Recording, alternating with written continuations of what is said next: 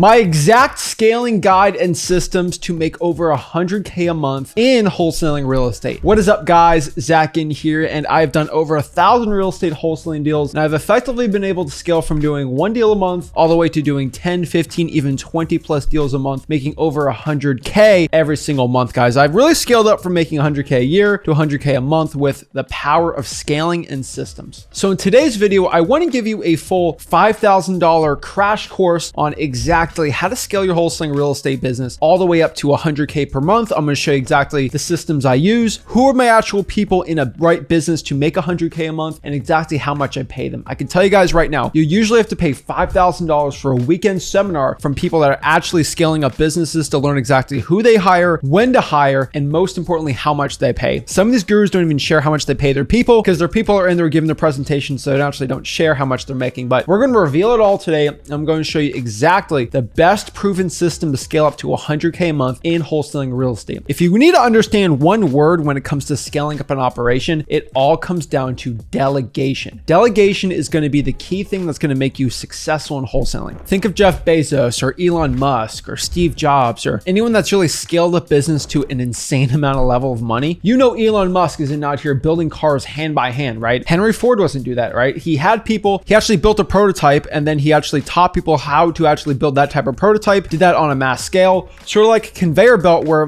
when he's sleeping, people are still working and he has employees doing it, and maybe he pays them $3 or $4 an hour, and he was able to make $100 an hour from just paying the 4. You get a little arbitrage, and that's how you scale up. That is the point of what I'm teaching today, guys. So if I could pay somebody 10, 12 bucks an hour to do lead follow-up, and that produces 200 bucks every single hour in profit and assignment fees, that's a good thing to do. So I'm going to show you my whole scaling guide so you can know exactly how to do it. But before I break it down, do me a big favor, make sure you smash the like button, subscribe, and let's break it all down. You're going to be the top dog. You're going to be the person in front. You're making all the money. That is who you are. Now, excuse my bad handwriting here, but this is what it is. So if you're going to be doing this, you want to effectively not do what the gurus do, right? Because the average guru is working 40, 50, 60 hours a week, and they're hating their job, right? That is not how you actually build a system guide, an actual business structure in wholesaling real estate that's going to yield you a lot of money. You're going to need somebody doing most of the work. And this is most likely going to be your COO, your chief operating officer. And this is somebody that you're going to pay a decent amount of money, but they're going to be the ones that are whipping people in the check, right? They're going to make sure the marketing's going good for the day, right? The acquisitions, everyone's going their appointments, how the appointments are going, the dispositions, things like that. These people get paid a really decent amount, but the truth is you need someone to whip everybody into shape. And this is definitely a full-time job. Now, under the COO is going to be the 3 main parts of wholesaling. Number 1, obviously, is going to be our marketing. Number 2 here is going to be your acquisitions. And number 3 is going to be our dispositions. Now, that being said, we got to understand why the 3 phases are kind of set up like this. Remember, in wholesaling real estate, you really got to break down wholesaling into 3 distinct categories. Marketing, actually finding people that want to sell the property, getting that yes. Then we go to acquisitions here, which acquisitions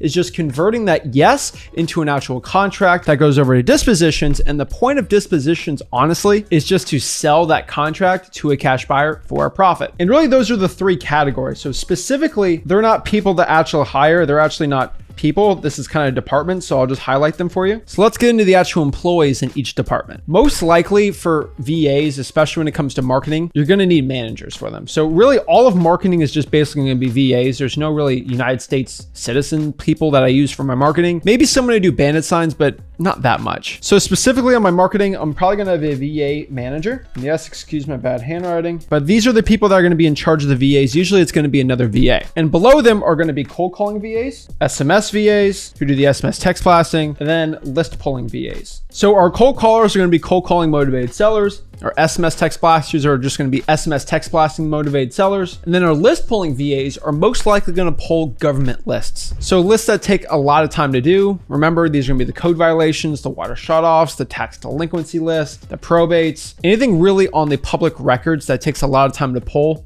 These VAs are going to be doing them. Next year, we have acquisitions. There's no really VAs I use for acquisitions, and my acquisitions people are a little different than how a lot of people do it. I prefer to overpay my people so I don't have to retrain them. The biggest expense in a wholesaling operation is going to be turnover. So it's when you lose an acquisitions person and then you need a new one. What do you do when there's no acquisitions person? Your COO or you are going to have to go in that role, and that costs a lot of your time. So I don't really look at money only when I'm looking at everything. I look at time and money, and it's a terrible combo COO when you got to pull both of them together. So really, we pay our people really well, but really what it is an acquisitions manager. So these are the people that go in the appointments, they do the virtual closings. They are probably the highest paid employees besides the COO, but they pull in all the revenue. These are American citizens. I like them local, and they're really good and essential. These are the ones that I personally actually train in my own business because they're so critical to my success. This is why I'm able to have 2 or 3 acquisitions managers going on appointments every hour on the hour, and I can't. Maybe if I have to work 8 hours a day, I could go on 8 appointments. Well, if I have 2 acquisition managers going on an appointment every hour, that's 16 appointments. That's way better than me just doing 8 myself when I can have my team do 16. Then on dispositions, I really don't make it too complicated. I might have 1 to 2 agents. So these are going to be, call them disposition agents. They can actually be real estate agents that want to work for you part-time, but all they do is focus on the cash buyer process. On top of that, I'll have a cash buyer VA work under them, and all they do is cold call cash buyers. Now, once somebody says there's a cash buyer, I'll most likely have my disposition agent actually start building the relationship. But really scaling out here, you can sort of see what the business sort of looks like. You still got me on the top. You have a COO, you have a marketing, acquisition, and disposition. And really, if you're counting the employees here, you have 7, 8, even 9 employees. If you include yourself, it's 10. This is the perfect 10-person operation I could ever find. And this can easily yield you over 100K every single month. Most wholesaling gurus make it seem like you need 15 or 20 of these type of people. But honestly, under 10, this is the way to do it. Could probably net 150 to 200K a month in this system. If you have partners, maybe you're the COO and someone's the COO. Between me and Rick, one of us are a COO and one of us are actually on the top there. Really, if you do have partners and you're doing things 50-50, you can have you and then the partner together splitting the roles like this. I mean, you really don't need to complicate it too much. Now let's break down the $1 million question. The question why people pay a bunch of money to gurus. How much do I pay these employees? Honestly, it's up to you. I like to pay the COO around 10% of the deals, plus a nice little base pay just for their daily duties. And that works out pretty well for me. My VA marketing manager, I like to give them about $50 per deal, and then around $200 a week, depending on their operation size, right? And then my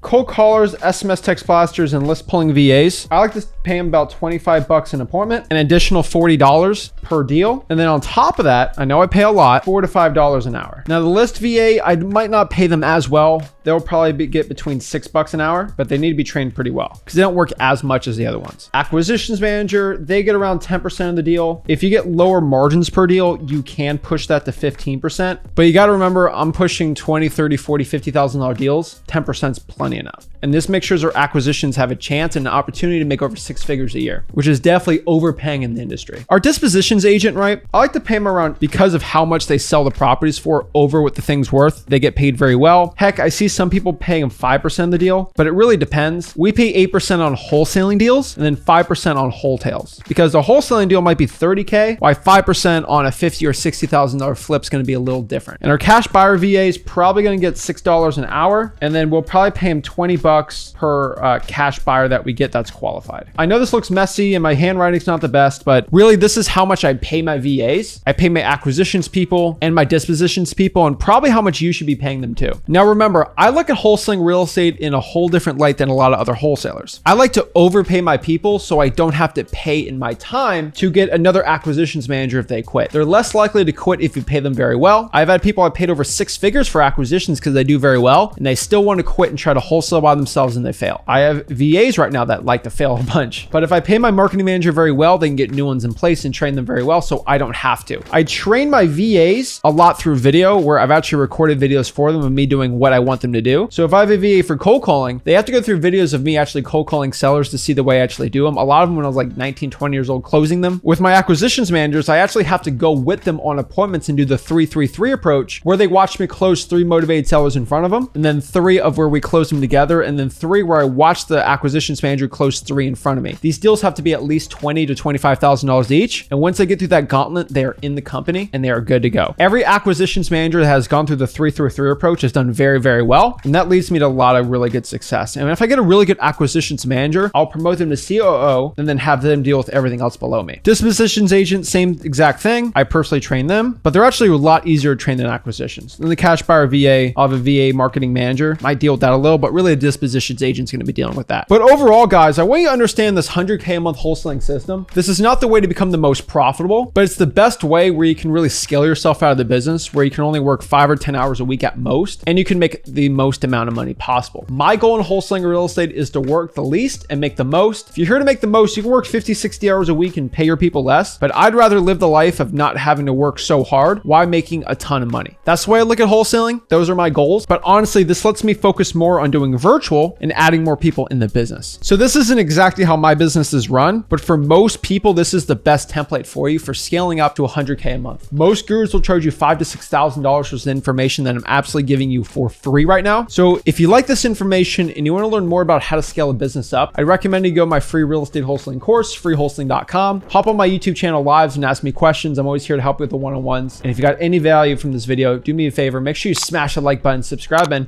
I'll see you guys soon. This is Zach Ginn signing out. Start scaling your business. Appreciate it. Have a blessed one.